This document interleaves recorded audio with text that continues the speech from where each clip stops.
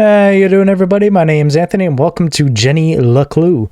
And in this game, I'll be playing as a detective, and you just solve puzzles and mysteries and murder cases. Looks like a nice, like comical, cartoony game. So let's go into it.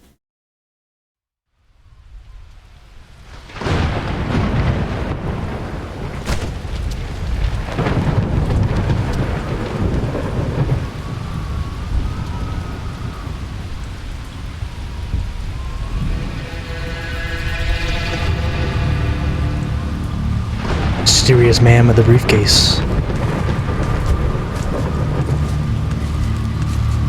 And a trench coat. Never a good sign.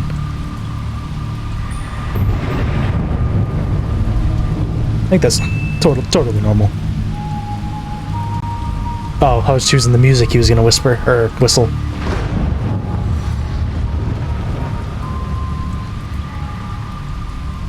Oh. Yeah, there we go. Alright, let's go on a stroll with the trenchcoat man. Friggin' Grim Reaper.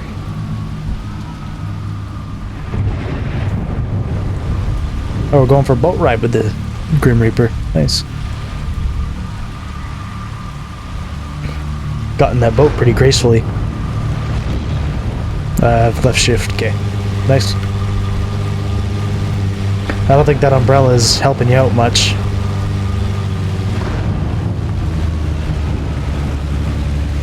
Is there a body here or something?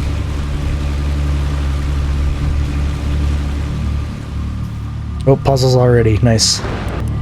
So I guess I just have to line up these lines. Alright, they all spin differently. Alright. This is the outer one. Those spin like that. There we go. I got it. Nice. I thought I was gonna have to solve another one. Alright, looked like a C4 detonator.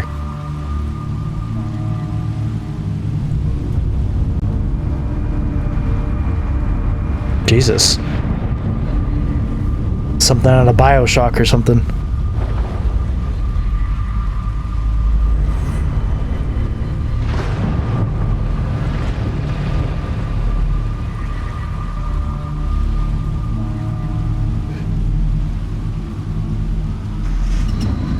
Might actually be the Grim Reaper transporting them down to hell. Does the Grim Reaper go to hell? I don't know.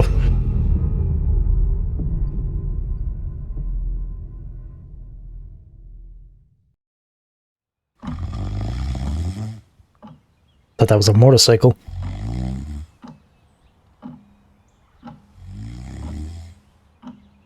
Is this our hero? Oh, no, it's not.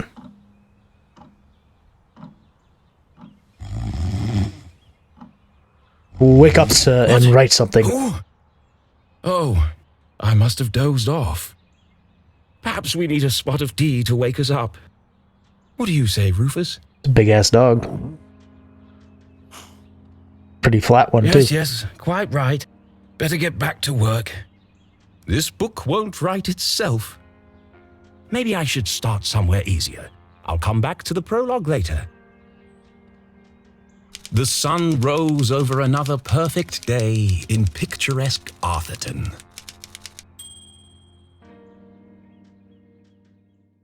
I already love the animation and art style. To the casual observer, Arthurton seemed like any other small, quiet town. It was nestled in a valley between two mountains, lined by lustrous forests, and perched on the edge of a pristine lake.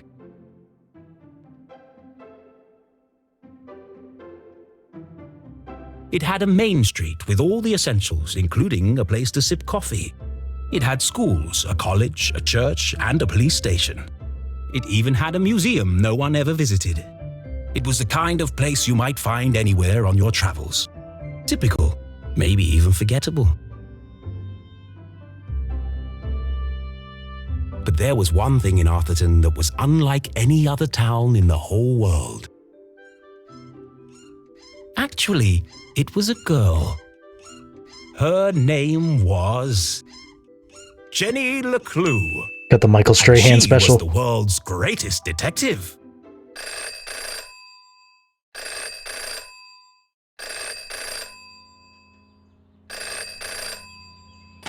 Finkelstein residence. Oh, hello, Glenda. Yes, he said he might ring. Fucking Glenda. Okay, patch me through then.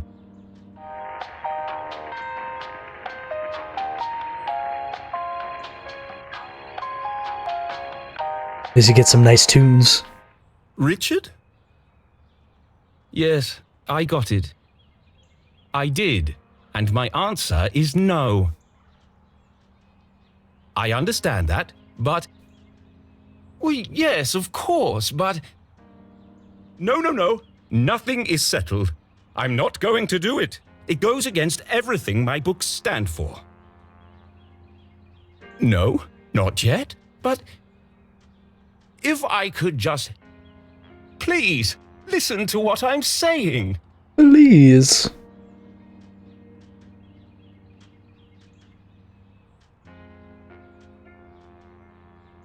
Do we have to type now? Or am I just reading? Oh. To move the camera, I guess. Jesus. Oh, what was that, a stamp? Oh, art gallery. Okay, thanks. What do I have to do? Letter to Finkel Fonz draft. Well, it's me again. Wait, yeah. Well, it's me again, Arthur K. Finkelstein, and here we are at book 38 of the Jenny LeClue series, her most joyful adventure yet. Thank you to tell the new Jenny LeClue fans out there, you have both been incredibly supportive. To answer your questions, 1, despite any rumors you may have heard, of course, that the Jenny books will continue, as long as there's ink in my pen and ribbon in my typewriter. Yes, it will be more of the same. I refuse to change my formula. Arthurton will always be a safe and happy place. Alright, to the fans like that? Oh, there we go. This is probably the right thing to click on. Dear Arthur, hope all is well. Afraid I got some bad news, old chum. There's no easy way to say it. I've attached the latest book sales numbers. Oh, that's not very good. Nowadays, young readers want more mystery and danger. You're losing them with Jenny's increasingly timid and repetitive adventures. One bit of good news, it's too late for the stores to cancel their orders for your next book. So we're gonna give you one last go to see if you can breathe some life into the old girl. We want you to try a proper murder mystery. Start killing people off and add some drama. The bottom line is, if you don't step it up, I'm afraid it's a case of Jenny and the last hurrah. Flip. In the other positive news, someone found a newspaper, finally reviewed your last book. And there's the article. I took the worst bits out. I imagine all this might come as a bit of a shock, but we've got to move on with the times. Throw in a murder or two, a dash of real tragedy, and who knows? Maybe you got one great story left in you. I'll ring you later to discuss. Sorry about your career. Chin up, though, eh? Richard Inkwell. P.S. Squash next week? At least you'll have time to work on that backhand soon. Damn, you throw in that backhand compliment in there. Exit. You don't understand what you're asking for. You want me to turn Jenny's world upside down? Kill off my characters and destroy everything I've built over the last 30 years? Yes. Fine. I'll give you what you want. But I warn you, I'm a stream of consciousness writer, and you have unleashed my fury. Good day, sir. He awoken the beast inside Finkelstein. Boring? Predictable? Pah! Well, if it's murder they want, it's murder they'll get. Yes. Kill 'em all. How do you continue one book series for 30 years? God damn, no wonder it's getting predictable. It should have been another perfect day in Arthurton. But today was different. Everyone was dead. Nothing would ever be the same again.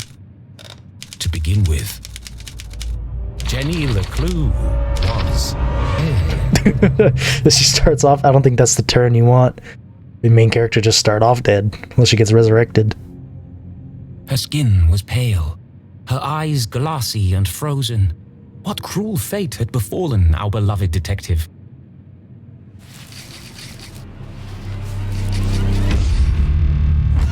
No. Never move the victim. Mrs. LeClue, she's doing it again. Jenny LeClue. You are a dead body. Dead bodies don't talk.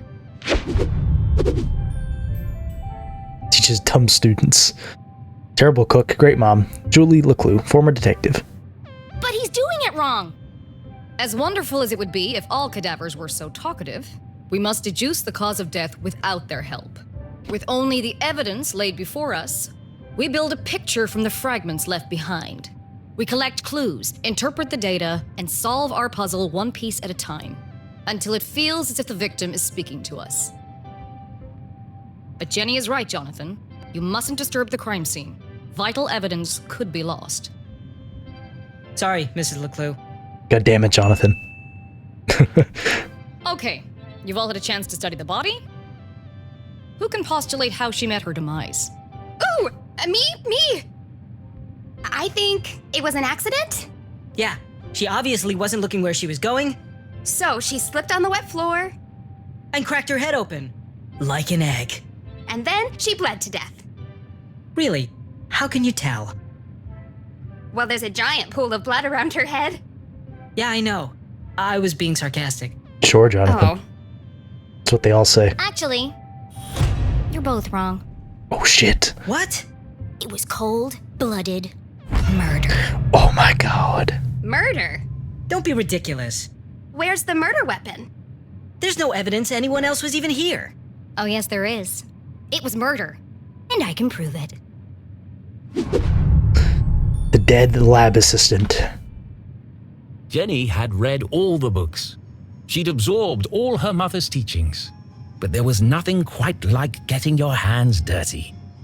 How many people get the chance to solve their own murder? Oh, not The many. first step in any good deduction was collecting evidence. Seemingly insignificant details could provide a vital piece of the puzzle. First, I'll search the crime scene for clues. Then she'd analyze the data. And finally, Deduce the real cause of death. Yeah. I already see some artwork. Look at this detective skill. Yeah. Take off her boots. Approximately 8 sizes too big. And covered in mud. Why would they be covered in mud? She's not outside. Jenny's blue sweater was scruffy and quite uncomfortable. But her grandmother had knitted it, and so it was her favorite. The more it itched, the closer she felt to her. Oh, okay. What does that have to do with the investigation? What a waste of perfectly good coffee. Jenny's love for coffee was almost as strong as her passion for crime solving. Chalky green residue on the rim. Smells like burnt matches. Oh, I see. Get poisoned? The victim has a green smudge on her lips. It's not lipstick. Yeah, it's probably the chalky stuff on the coffee cup. Without her trusty bifocals, Jenny couldn't see the nose in front of her face. They were her window to the world and the lens through which she focused her keen detective vision. Yeah, that's how glasses work. Got more artwork, though. It wasn't Jenny's style to wear accessories, but this hair clip was the exception. Its function as a lockpick had saved Jenny from a long night trapped in her school locker. She'd worn it ever since. Getting bullied out there, Jenny? Choose your martial arts skills. There's Blood. no doubt the victim lost a lot of blood. Yeah, no doubt about that. Where is this last clue? Oh, water. The floor is wet and slippery, but also immaculately clean. I've seen enough. Time to wrap this case up. Jenny was a meticulous record keeper, noting every relevant clue in her trusty journal. A great detective knew that solving a mystery was simply a matter of connecting the dots. I'm certain this wasn't a mere accident. Now I just need to prove it. How do I know the victim didn't slip? Alright. The victim is wearing thick rimmed glasses, strong prescription for his... Wait, what was the question? How do I know the victim didn't slip? She got big boots on. And she had her glasses on, I guess? Is that connected? That's not right. Okay. Back to the drawing board. Thought I was onto something there. Well, I got the boots right anyway. Wet floor. Oh wait, no. Get rid of that. Wet floor. Go down, make deduction. The victim's boots are filthy. They should have left big muddy footprints on the floor. Yeah. So where are they? They're probably cleaned.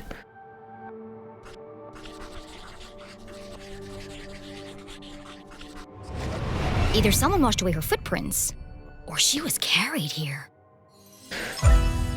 Murder solved. Okay, that proves she didn't slip. So how did she actually die? Blunt force trauma was the to real the cause back of of the head. That's probably poisoning. Coffee cup and her mouth. Deduction. Yeah, straight up poisoned. There's a green residue in the bottom of the victim's coffee cup. It smells of burnt matches. Phosphorus. Also found in common garden fertilizer.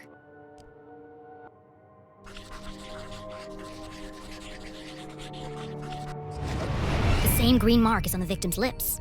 Her coffee was spiked with fertilizer. Someone clearly wanted her dead. Clearly. Ah, the case of the dead lab assistant.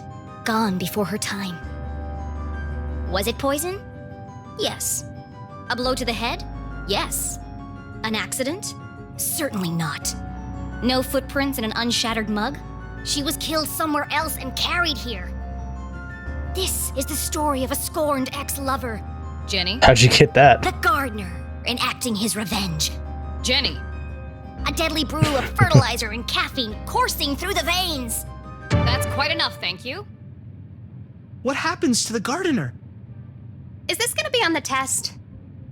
Remember, class, even the smartest criminals make mistakes. This is how we catch a killer. But what's the point of all this? Yeah, there hasn't been a murder in Arthurton in years. Every town has a dark side, even Arthurton. By doubting, we are led to question. And by questioning, we arrive at the truth. Okay, that's all for today. Don't forget, next class is our field trip to the morgue. So have a light lunch. Sound like a fun field trip. The students need to think for themselves, Jenny. That's why they're here at Gumboldt. To learn.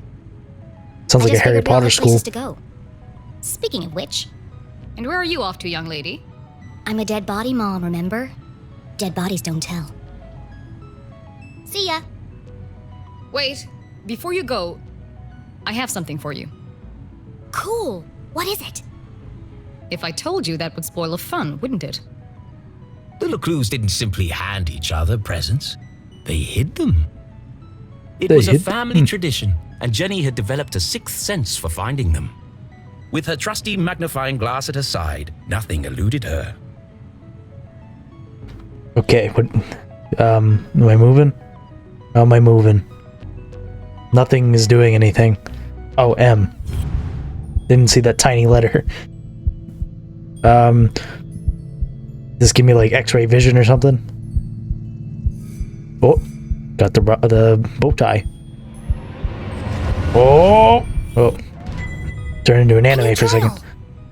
To Jenny, there was nothing better than the aroma of a fresh leather notebook. It smelled like mystery. Without missing a beat, she did what any detective worth their salt would do. She What is that? decorated it.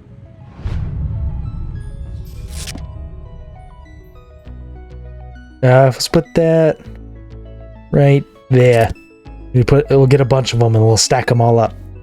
Add, and then you add a heart right there. The magnifying glass right there. There we go. Isn't that nice? Nice all decorated leather notebook. A new journal meant new adventures. She imagined all the thrilling cases that would soon fill its pages. And on the first page, her mother had written an inscription. A great detective never gives up. Love, Mom. Thanks, Mom.